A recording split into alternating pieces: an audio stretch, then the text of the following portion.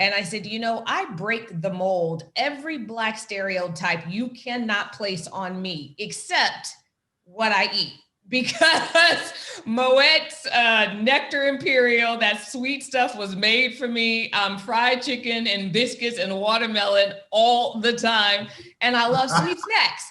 And so after we were snowed in, we had a photo shoot, and I had taken all of my snacks from here, my cookies, my candy, my chips. And I said, let me take it to the photo shoot for everybody. And I hadn't re-upped. So by day 3, I was literally looking out the window trying to figure out, well, if I put on snow boots, would I make it to the store? It got rough. So by day 5, I'm like, look, we packing up this truck and we are out of here. We will figure out how to make it down the hill.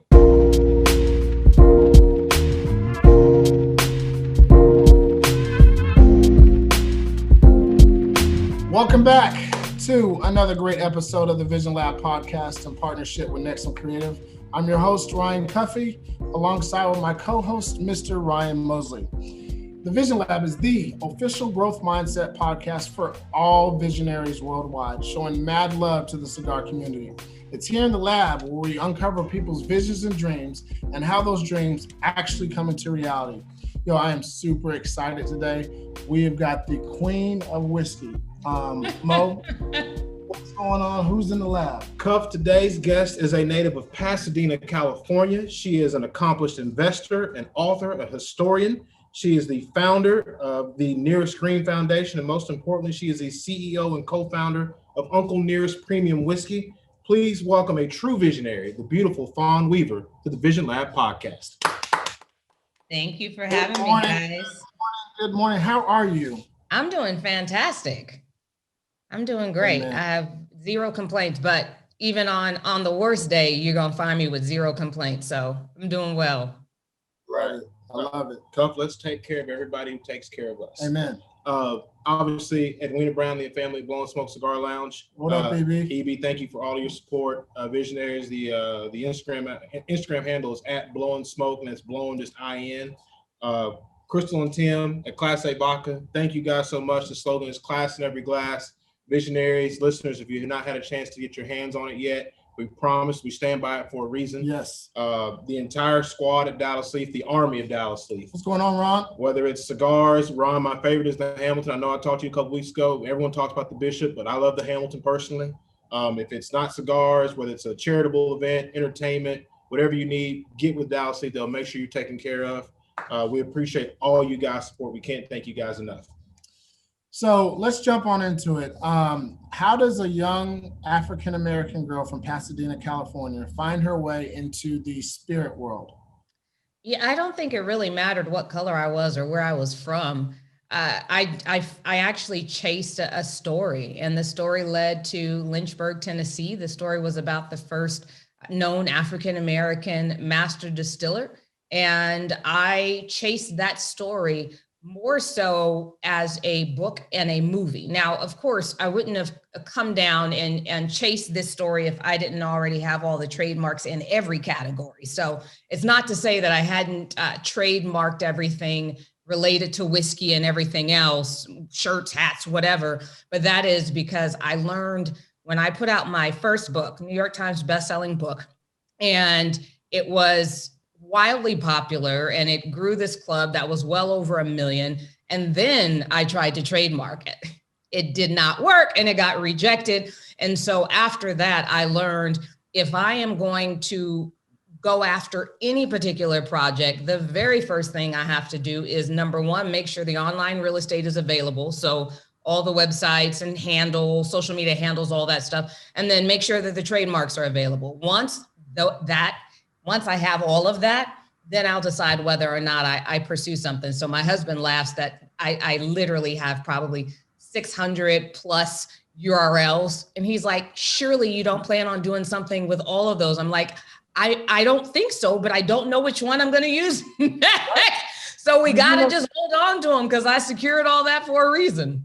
That's right. There's a story with when the internet first came out with the Cowboys. Somebody purchased DallasCowboys.com. I'm sure they got paid a bit. And the Cowboys, Jerry Jones couldn't get it. So he had to pay a nice chunk of change a mint, to get that. Absolutely. I've got a few of those. Yeah. So to I guess expound on Cuff's first question, right? Like, you've got a resume that, there are not very many people who are accomplished in the space that you occupy as what you've done. What ultimately, and we're going to talk about the actual product, right? But what ultimately made you want to get involved when it came to the whiskey? Because it's not a space that women occupy. Like, you are the whiskey queen. Yeah. Again, I don't look at it as color. I don't look at it as gender. For me, it was very, very simple. Once we began diving into the story of Nearest Green, it was very clear that a movie wasn't going to do it. A book wasn't going to do it. Yeah, those are great things. But the next generation, or at least 2 generations from now, will absolutely not be talking about the book. And 2 years from now, nobody will be talking about the movie, especially the way that content is coming out these days. So the question became, if Nearest Green, who, as you know, taught a young Jack Daniel how to make whiskey, and became his first master distiller, if when Jack was alive, he made sure everybody knew who Nearest Green was and his significance. When Jack's descendants ran the distillery, they made sure everybody knew Nearest and Nearest's family and their significance in the business. And so the story was very well known and talked about until 1978, when the last of Jack's descendants to run the distillery, who at that point sat on the board, when Reger died, by 79, when one of Nearest's descendants went back to do a tour with some friends, because she would always take friends there so they could hear about her ancestor. And when she went back in 79, the story had been scrubbed.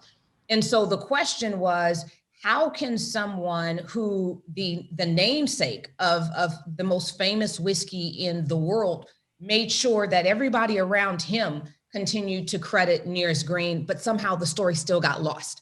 So the question was, how do we make sure that doesn't happen again after we've done all of this work, after we've spent all of this money?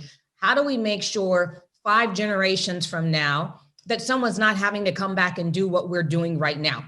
And it was very clear. The only way that happens is his name had to be on a bottle, and it couldn't just be a bottle of whiskey. It had to be a superior spirit inside that bottle. That was the only way.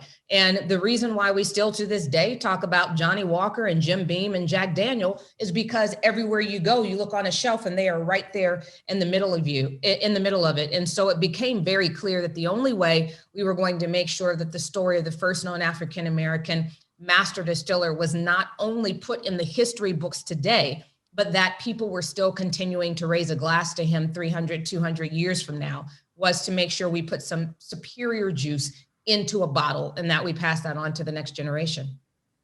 And I love that you brought up the spirit itself. For those that have not had the pleasure of tasting Uncle Nearest, let's quickly go into what the ingredients, and I'm not asking for the special sauce, right? But what kind of flavors, what kind of palate should they expect to lever?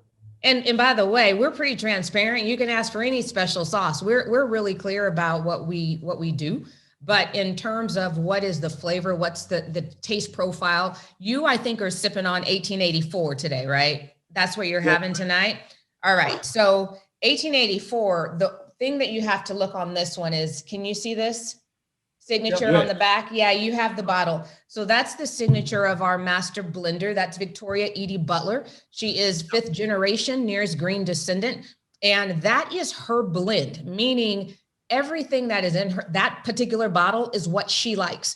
And so you're going to get sweeter notes in the 1884. You're not going to get a lot of oak. You're not going to get any tannins at all, because for her, when she's tasting, she's specifically tasting a barrel for vanilla, butterscotch, caramel, those types of notes and profile, oatmeal raisin cookies, like we were talking about earlier, I ate for breakfast. Those are all the flavors. Oh, you gotta love that. Hold on. Sorry about that. Did not turn off my phone, but you have you have all of those sweeter notes, because that's Victoria's palate. Quite frankly, it's my palate as well. And that one comes in at 93 proof. It is incredibly smooth. That nose is unbelievably caramel. I was at brunch yesterday down in Atlanta, at breakfast at Barney's, which is fantastic. And I have this cocktail that I like to make on Sunday mornings called Grown Folk Mimosa. And it's an elevated mimosa. So you take a half of an ounce of Uncle Nearest 1884, a half of an ounce of Grand Marnier, and then you put in between 1 and 2 ounces of orange juice, depending on, how boozy you want it. And then you top the rest with, it's about 4 ounces of champagne to get it to the top. And when they brought all the ingredients to the table, because I told the server, I was like, okay, write this down. And he was trying to keep it in his head. And he got to the end. He was like, I got it. He's like, so Saint Germain. I was like, see, bring me the ingredients. Saint Germain and Grand Marnier are not the same. And so he literally brought all the ingredients and brought me a jigger. And for the 4 people that were sitting there, I sat there and I made all these grown folk mimosas. They were, of course, amazing. But I literally had to pick up the 2 glasses because the color of the 1884 and the Grand Marnier were very, very similar in color. And when I nosed the 1884, I was actually pretty blown away because that particular blend of Victoria's, it was so heavy on the caramel, it took me a second to figure out which one was the Grand Marnier. And the only way I knew which one was the Grand Marnier is because then I was looking for orange, right? But she loves that sweeter palate. It goes down incredibly smooth. For all of my cocktails, with the exception of maybe 2 or 3, I use 1884 in all of my cocktails because it's so smooth, but it holds up really, really well in any mixed drink. Well, in honor of you digging into the nuts and bolts of the actual product, I am opening the bottle of the 1884, the 93 proof. All right, I will do the same. Absolutely. Yes. A toast to Uncle Nearest, a toast to Fawn Weaver, a toast to Jessica, and your team for making this happen and being patient and everybody working together to make this happen. Just as perfect. Cheers to Uncle Nearest.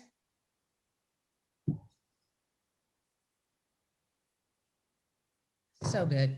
I'm always, whenever I see, and this isn't to say that, other people's stuff isn't great. That's not to say that, but there are some out there that aren't that awesome. And then when you see them sipping on it, you kind of look at them and go, oh man, that was hard for them to do. But it's really easy for me to sip on this. Super easy. I want to go back to, you mentioned Victoria Edie Butler. Yeah. How has she been in your life as it relates to, Uncle Nearest and the spirit? Yeah. So the reason why I don't go by the Queen of Whiskey is because I call her Queen V. And she is absolutely Queen V to me. I've got like the whole entire company calling her Queen V, so she's gotten used to it. But Victoria, she is the sibling of the 3 descendants of Nearest that still work at Jack Daniel. And when I first came down and began doing research, I spent so much time with her siblings, but I never met her because she had this high profile DOJ job up in Nashville and she was never really around. And I think you mentioned earlier that I was the founder of the Nearest Green Foundation. Well, one of the things that the Nearest Green Foundation does is we pay for the full tuition and whatever they need for their college for all Nearest Green descendants. So whether they're getting a bachelor's or a master's, or one that we just put through her bachelor's and her master's, and I'm trying to get her to go on to do her PhD, but we cut those checks every single semester. And Victoria, I met her because the first of our graduates was graduating from University of Tennessee with honors. And I was there at the graduation, and so was Victoria because it's her niece. And we connected and we hit it off immediately. And she was like, my brothers and sisters been telling me all about you, but won't nobody bring you around so that I could meet you? And I said, I am certain that you just aren't around because I'm with them all the time. And so that's where we met, but I just loved her personality. She was super feisty, which I love me some feisty women. And she just kind of was super focused. She knew who she was. And so we started talking, and I had always wanted this to really pass through a green descendant. And I had talked to the young people in it, trying to figure out who could we raise up as a master distiller. And they were like, that job ain't glamorous. Y'all make it look glamorous. That job is not sexy at all. And so I couldn't get any of the young generation of Nearest's descendants to have any interest in the distillery business at all.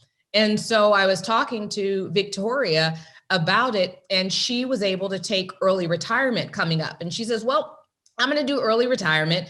And if something comes up that you think it makes sense for me, then let me know. And literally I think I learned a couple of weeks before she was taking early retirement that that's what she was doing. And I literally said, I don't care what you do. I want this company to run through his lineage. So you tell me what you're qualified to do, and that's your job. And so she came in as our director of administration, and then she was overseeing the foundation and that aspect of it. And at one point when we were looking at what's the next bottle, so 1856 was out, and it was, what's the next bottle? What do we want to do next? And I had this idea of having all of Nearest's descendants, one by one, to choose their own blend, right? To go in with our tasters and to really hone a really special blend. So the idea was it would start with Victoria and then go on to, we had already chosen the next descendants, and each one would have their own bottle with their signature on the back. And we were super excited about the project. Then Victoria did the first blend, and it was so out of this world, and immediately started racking up gold awards and double gold awards. And it sold out so fast that we asked her to do the second blend. And the second blend was better than the first. And after that, we said, we're not actually going to do what we were planning to do. Victoria, this blend is yours. And so she continued doing 1884. And I want to say by maybe the third blend that she did, I looked at her and I said, darling, whiskey is in your blood, because I could not do what she literally has to go through and do 30 tastings in a very short period of time. And she knew exactly, this one's in, this one's out, this one's in, this one's out. Like, there was no wavering. There was no back and forth. She was very clear about what she wanted in her blend. And so she's definitely proven that she is fantastic at what she does. And her blends are winning every award there is. Well, she definitely got an award from us, even though it doesn't exist. It is. I'll let her know. And I want to clear something out, because I'm sure all of our visionaries that are watching this, by the way, if you're checking us out on YouTube and you like the content that you've heard thus far, go ahead and hit that like button and the subscribe button above. But Fawn, can you clarify, and so that people know that you don't have a direct lineage relationship with any of the Green family? I do not. But just don't tell the family that, because they keep trying to put me in the family tree. And I'm the one who did the family tree. I did the family tree. I brought together all 5 branches. Many of them did not know each other. So the way that it worked here in Tennessee, Prohibition began 10 years before federal, and it was the last state to come out, and it came out county by county. So Tennessee was the first in, the last out. So you're looking at more than 30 years that business was shut down. Well, their business was in whiskey. It was Jack Daniels. And so Jack's nephew, who took over the distillery right before, a few years before Jack passed away, and then Prohibition basically hit right before Jack passed. But the nephew relocated Jack Daniel Distillery to St. Louis just in time to move all the product up there. And it operated there for 10 years during Prohibition in Tennessee. And so you had a arm of Nearest's family that was in St. Louis and had no idea that there was ever a Jack Daniel distillery there. No clue. Wow. And then you had another branch that left here and went to Indiana. You had a branch that's in Houston, and then you had the 2 main branches here in Tullahoma and in Nashville. And with each of them, God bless them, with every single one of them, they're like, Fawn, you are going to be the one to tell this story. And so they would all give me their photo albums to allow me to document all of this properly and to be able to do what we needed to do to restore them. And so even though the branches didn't know one another, they all had the same person in all of their photo albums. And it was a man by the name of Charles Green, and he was the one family member that went off to war. And so he was, every single time he would take photos in his serviceman outfit, he would send it out to all of the family members. And so it wasn't until I was able to show them all that they all had the same person in all of their family albums that they actually believed they were related. Because one branch at one point was like, Fawn, I don't know about you bringing all these other relatives up in here.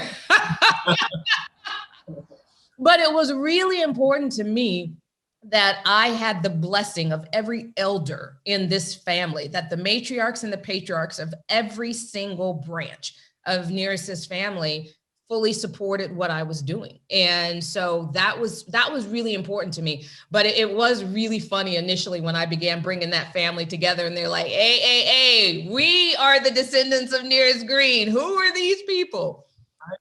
But now they all, they're all cousins. And so they refer to me as Cousin Fawn, or the elders refer to me as Nisi. And they just refuse to believe that at some point I am not going to discover a document that puts me on that family tree. Well, I would say that you definitely have put enough sweat equity in to be part of that line. Yeah, a lot of sweat, but good. It's good sweat, right? So there is such a thing as good sweat. And this, I think, is definitely good sweat. Absolutely. And you touched on this earlier, Fawn. I'm curious to know, why was this so important to you? Here's the funny thing. I really, I wish I had this beautiful artsy answer for that, because I get the question all the time, right? And my answer is so boring, but it is what it is. I think that there are certain things in life we go about doing that we choose to do, that we see something that we like, that we're drawn to, and we choose to do it. And I legitimately think that there are certain things in life, main callings, that choose you. And when you see the way that this has gone down, and I tell people all the time, I'm not confused about it. You're looking at a woman, a Black woman, who has built the fastest growing independent whiskey brand in US history, fastest growing Black spirit brand of all time as an independent. Like, that doesn't happen. And so I know that people like to give me credit, but I'm not crazy enough to take the credit. I absolutely believe that I was called to do it.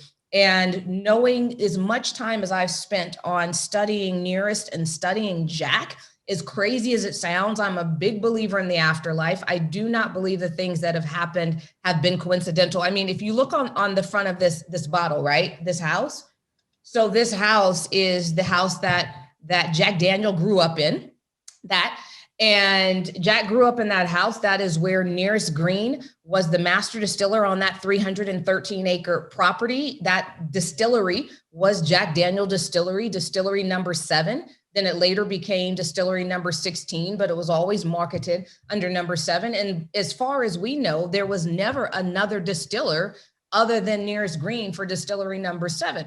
Well, we show up, I'm in the library with my husband doing research on this very story. The eldest descendant of Jack Daniel, eldest living descendant right now of Jack Daniel, walks through the library, and after a conversation of 10 minutes says, I want to help you.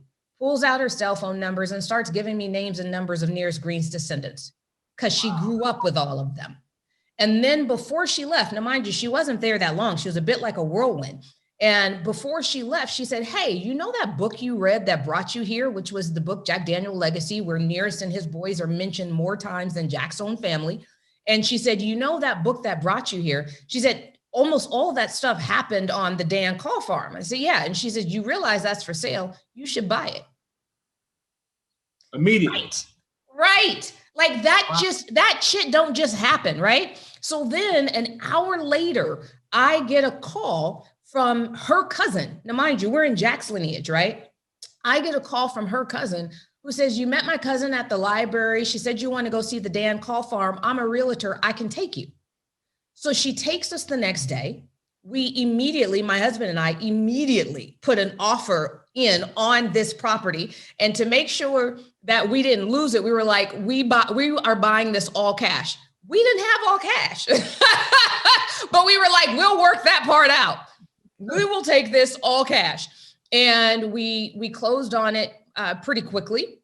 Or at least we got the approval from the owners pretty quickly. And then they needed some time because they were quite a bit older to move out. But bottom line is we buy the house. We do it through Jack's descendant. And then I began bringing my research, these thousands and thousands of documents and artifacts, all into the house.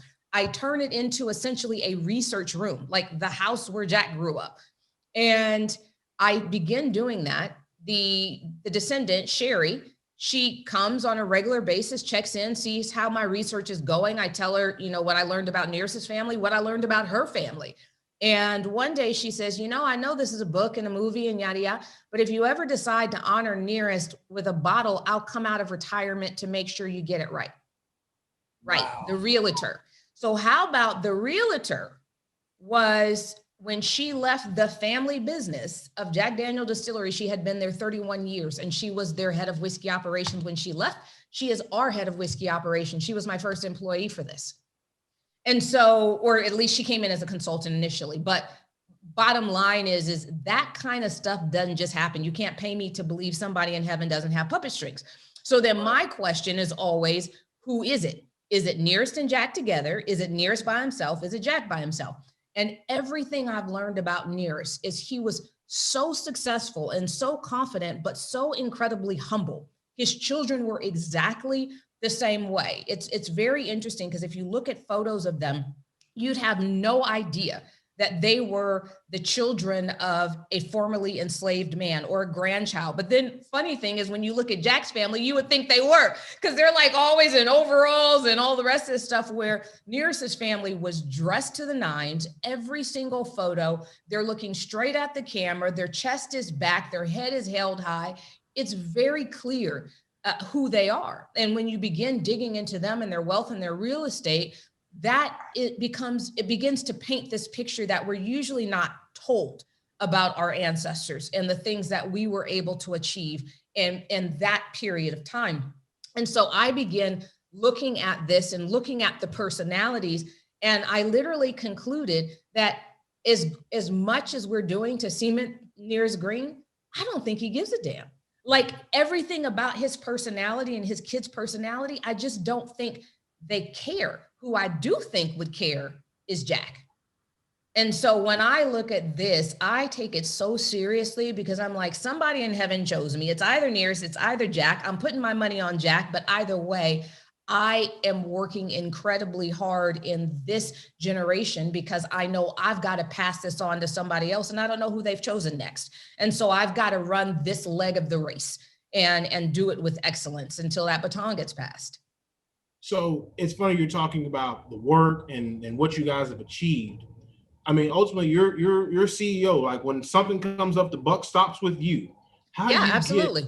How do you get an organization of X amount of people that you got working underneath you now? How do you get everybody to pull in the same direction for such a very defined and distinct goal? Like you guys are going down one road. There are no detours. Yep. But to get 5 people in the room to agree on one thing, let alone an entire organization, everyone's rowing in the same direction. How do you do that? 100%, because we spend so much time on setting the culture of our company from day one. So the very first vision that I set forth for our company with our first employees was our job is to raise up one legend without harming the legacy of another. And so we came into this looking at it and saying, we have to move forward in how we tell this story with love, honor, and respect. Nearest Green's legacy of excellence must be in every single package. We know that we're building this for 200 years from now. So our marketing campaigns can't be faddish. They can't have somebody with a bunch of diamonds and all the rest of that stuff, because that's only applicable to this generation. That stuff isn't even going to be, people aren't going to care about that 100 years from now. And so the question becomes, how do you bring everyone together? And it's really simple. I mean, it may seem hard for most, but for us, it was actually very easy because we all had a vision that was bigger than whiskey. Yeah. We all had a goal that was beyond our current generation. So it's really hard to get to be selfish in how you do things when the CEO is the lowest paid full-time employee, and that everything that she is doing is to pass it on to the next generation, not to cash out. The way that people begin looking at it is very collectively versus people looking at it and going, what do I get out of it? And so because of that, we have this cohesiveness. We don't have turnover. I mean, for a company that's grown like us from 1 employee to, I think we're at 60 something employees, that number is about to balloon when we reopen the distillery in a few months. But to go from that to that, and we really, I mean, I think we've had 2 people move on, and if you were to talk to them, they sell Uncle Nearest like they were still with us. And so they haven't really moved on.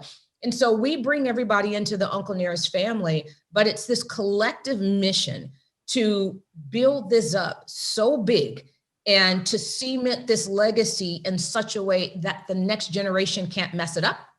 The generation after that can't mess it up. Because when you look at legacy brands, one of the things that you will see is no matter how poorly the generations after that first one did, if that first one built it right, nobody's been able to screw it up. If you look at Trump, and this is not politics, because when it comes to my company, I'm apolitical. I have my opinions, but for my company it is absolutely bipartisan.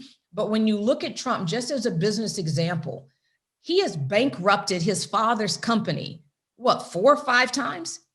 And he still can't screw it up.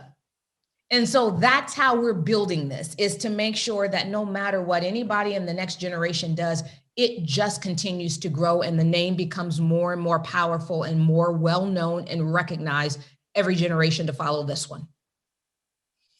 You know, you'd mentioned earlier reopening the distillery, and we all know that necessity is the creator of innovation.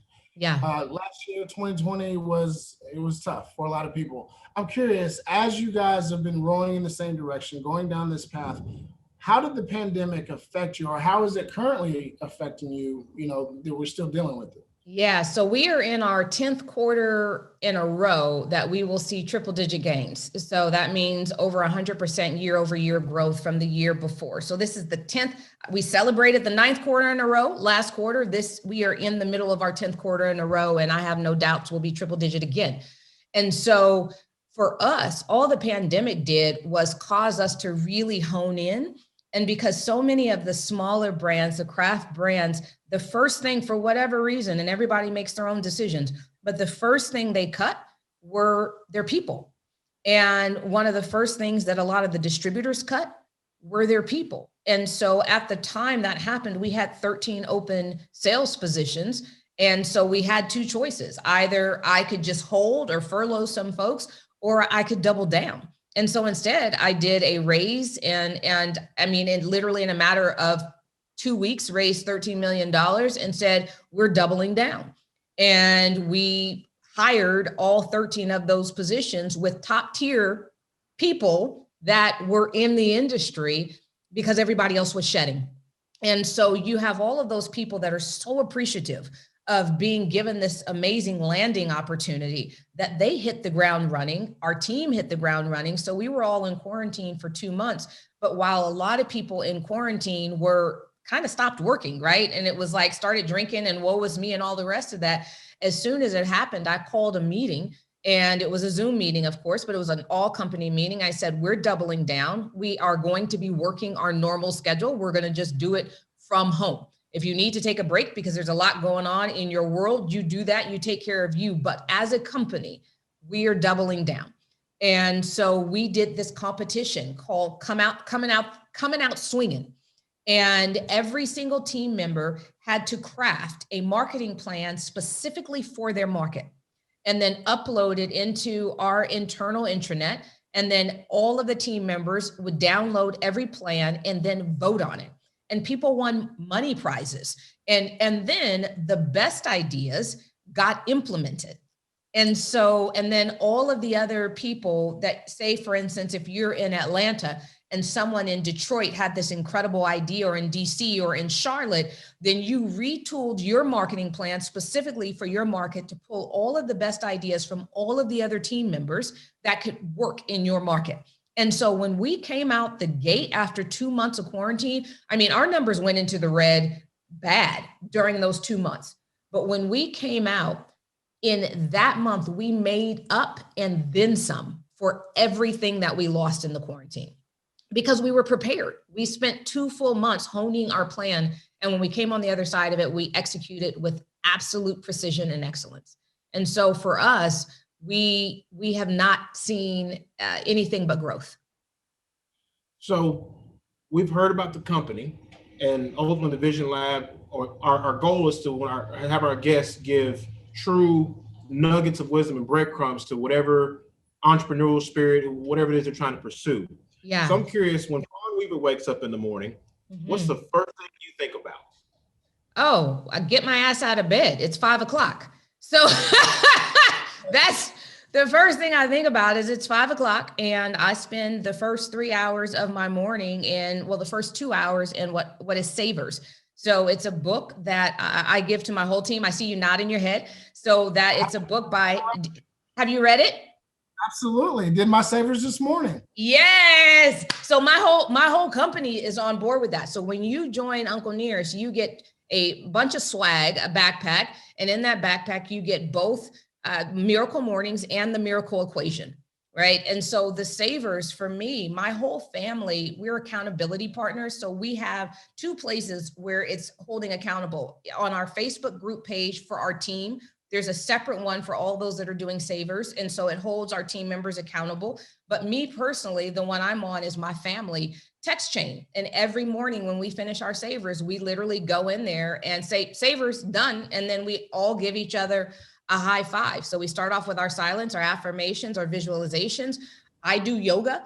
And so I do a 60-minute yoga with a instructor virtually, and then reading and scribing. So that journaling. And so that's my 5 to 7. And then from 7 to 8, we have what my husband and I call coffee hour, Weaver coffee hour. We've been doing it for over a decade. And that 7 to 8 is just he and I. We talk for the first portion of it. It's usually just whatever we didn't talk about for dinner, because we also 6 to 7 o'clock at night, because we're going to run into my dinner time in a second. 6 to 7 o'clock at night is all about dinner with my husband, and that is our block time. And then we do the same for a coffee in the morning. And because he and I are involved in each other's business dealings, then we generally will spend the first 45 minutes just him and I having coffee and just looking out and looking at the beauty and the wonder and thanking God for all of our amazing blessings and thanking each other. And then the last 15 minutes, it's usually whatever work things we need to get done together that day, whatever things are hot on the fire. That's what we'll talk about in that last 15 minutes. So yeah, when I wake up, it's like, get up. That's the first thing I think is there is no snooze. That don't exist. Get up. Let's go. It's go time. Yep. And I absolutely love that. And I'm doing Savers. There's another book that I'm reading right now called The G Code by Ryan Stewman. I'll shoot that to you via email. But it's real similar in the approach.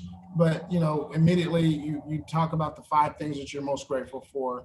You get your exercise in, and then he talks about groupings. In other words, the type of people that you hang around, right? And that's actually where I wanted to go with my next question. Yeah. We've talked a lot about Uncle Nearest and how Fawn runs the organization internally, but externally, where you get your drive, your motivation from. I know that it comes internally, but you also bounce ideas off. You mentioned your husband. But how important is it for you to have people that are like-minded in your sphere of influence or in your circle of influence? So I don't have anybody in my circle of influence that isn't like-minded. Nobody. I don't have time. So every single person, I'm like that person who, if you want to have someone to listen, like if you're complaining and things are down and you want to have that friend that will just listen to you, I ain't her. That is not me. I am the person where if you have a problem and you want it solved, that's the part I can help you with. But if you want to just complain and have somebody to listen to, that's not my circle. So my circle is very action oriented. We are very much so problem solvers, troubleshooters. I have 2 mastermind groups. So if I know are familiar with that concept of mastermind groups, right?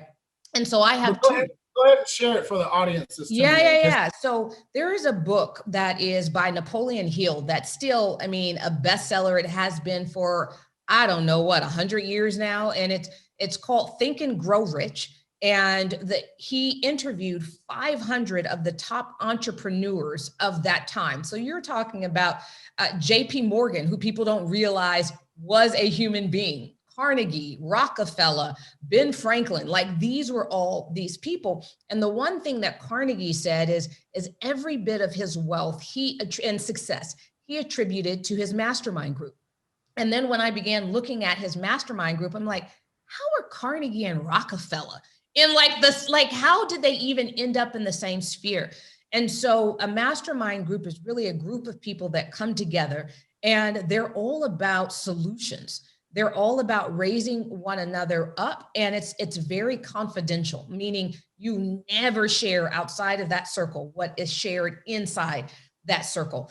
And so I am a part of two mastermind groups. One is I am one of the very few Black women in the Young Presidents Organization, so YPO. The bar to get in is super high and not a lot of us are in it. But within YPO, there is a concept called forums. And those forums are essentially a mastermind group. You got a bunch of billionaires that sit around a table, or decamillionaires or centimillionaires that basically sit around the table and they solve each other's problems. So we show up at forum and there is a normal process where you kind of list all three different things. And I can't go too much into it, but what I can say is that we go around the table and we all talk about one issue that's pressing. And then all of us at the table decide whose issue is the most pressing for that meeting. We meet once a month, literally.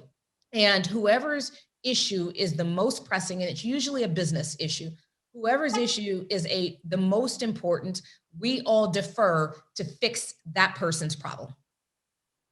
That's a mastermind group.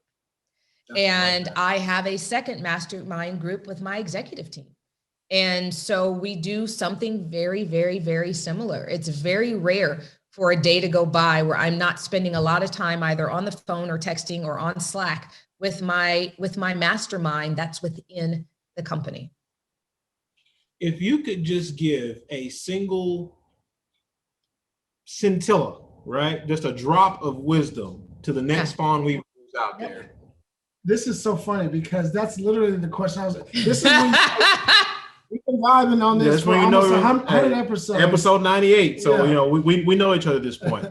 If you could give one nugget of wisdom, or like I said, a scintilla, just the size of a mustard seed, if you will, to the next fawn weaver, what would you tell her? Fail harder. Fail harder.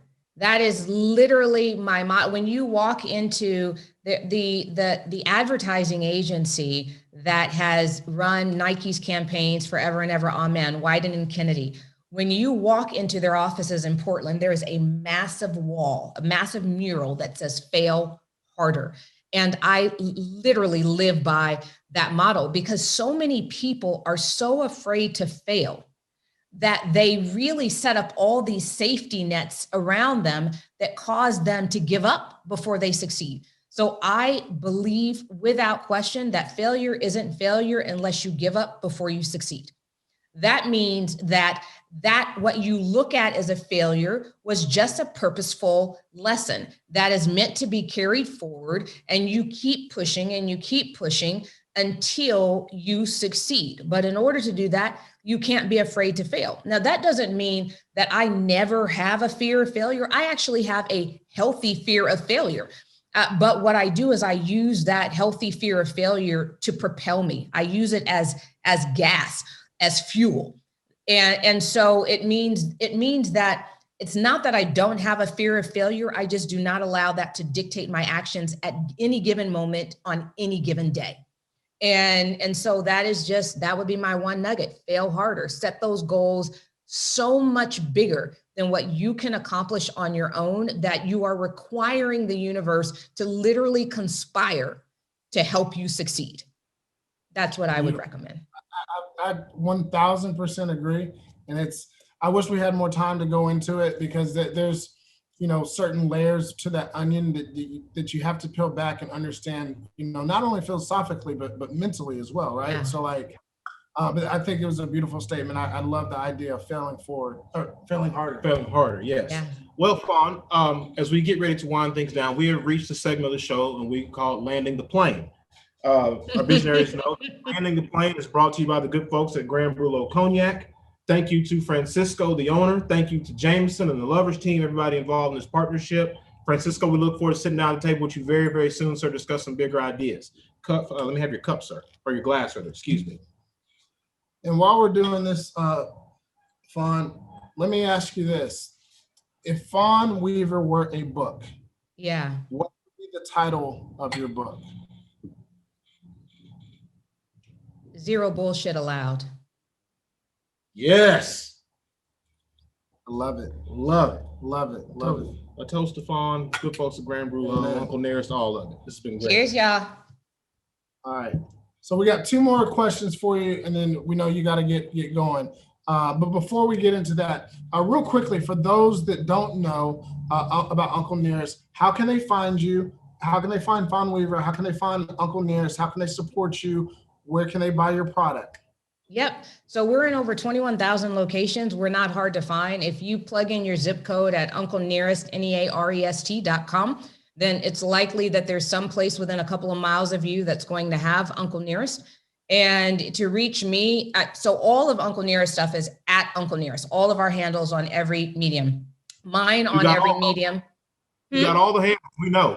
All the handles, yes. And then all of my handles are either Fawn Weaver straight or fawn.weaver, I think. But if you just look for the blue check mark, it's on all of my handles. So I'm pretty easy. There's not another Fawn Weaver with a blue check mark. So I'm super easy to find.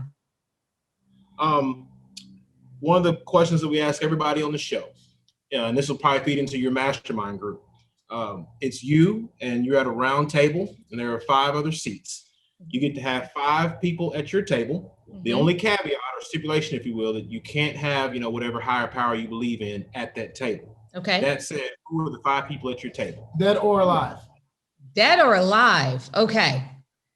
At my table is my husband, Keith Weaver. No doubt about that. He keeps me balanced. Warren Buffett is at the table. Elon Musk is at the table. Rockefeller and Carnegie are at the table. Is that 4? Yeah, that's 5. That's your husband. Did I? Oh, I have to bump. Then I have to bump somebody for Oprah. So we'll get this, man. I gotta bump somebody for Oprah. Yeah. Oprah can be your additional +1. All right. I'm surprised you didn't go Uncle Nearest himself. Well, but here's the thing. You said a mastermind group, right? Well, it's your table. Yeah, but everything I know about Nearest, that would not have been the seat he would have cared to be at. I have such a massive amount of respect for Nearest, but if I am putting a table, and it's a boardroom table, as much as I love Nearest, as much as I respect Jack, I wouldn't have either one of them, ironically, at the table, because the people who I want at the table are the people that are building right now, or that their companies are still being built right now. Jack is in there, but quite frankly, when I look at Jack, I don't look at him necessarily as a person who I want at the board table. He's the person who I want to be on a front porch rocking chair and sipping Uncle Nearest. Him and Nearest, I want them on the front porch with me sipping. But in terms of the boardroom, that's who's at the boardroom with me. Absolutely love it. Love it. Okay, so in case you didn't know, here in the lab, we do have a magical time machine. So what advice would Fawn Weaver today, what advice would she be giving herself from 5 years ago? 5 years ago? Oh, man. 5 years ago. Do exactly what you did. I literally could not give myself any better advice than what I did, which was to follow my gut. And for me, as an independent, I don't have any venture capitalists. I don't have any PE money. That was really important to me. But that means I have a lot of individual investors. And those investors, when you're new, they have a lot of opinions. And I had to shut a lot of opinions down. And when you're talking to powerful, centimillionaires and billionaires, that's not easy for a lot of people to do. But for me, I knew my mission, I knew my purpose. And so 5 years ago, I would have said exactly what I did, which is you go with your gut, no matter how much money or power another person has that's giving you advice, you follow your gut and they'll come along for the ride. And most certainly they have. Sound advice there. We're going to fast forward the clock, so forgive us. We're going to make you a little bit older, okay? Okay. So 5 years from now, what is the older version of Fawn Weaver? What advice is she giving you today? Man, 5 years from now, I'm 50, and I am super excited to look really good at 50. Yeah. So that 50-year-old is telling me to keep taking care of yourself. And I observe the Sabbath. For me, it's every week, 24 hours off. And so I'm able to refresh, to renew. And I think 5 years from now, it's funny. I really think it's the same as 5 years ago, is just really I say no a lot more than I say yes. I'd say for every one yes, I give probably 99 no's. And so 5 years from now, I really hope that I am still that person that is strong enough to say no a whole lot more than I say yes. Absolutely. Absolutely. Love it. To all of our visionaries, first and foremost, we want to say thank you so much to our guest today on the Vision Lab podcast, Ms. Fawn Weaver, CEO of Unclenearest. Again, if you like the content today, make sure you hit that like button and subscribe to the Vision Lab podcast. And make sure you get make sure you cop some Unclenearest at your nearest retailer. Again, thank you very much, Fawn. To all of our visionaries, thank you for tuning in. Remember, each one of our guests are dropping nuggets of wisdom here on the Trail of Life. Ultimately, my friends, it's up to you to pick them up. Ladies and gentlemen, my name is Ryan Mosley. He is Ryan Cuffey. The voice you've been listening to and the beautiful face you've been watching is Fawn Weaver of Unclenearest. This is episode 98, visionaries. 100 is looking at us square in the face. We will see you guys next week on episode 99 of the Vision Lab podcast. Thank you guys again for your time and your support, and we'll see you next week. Blessings.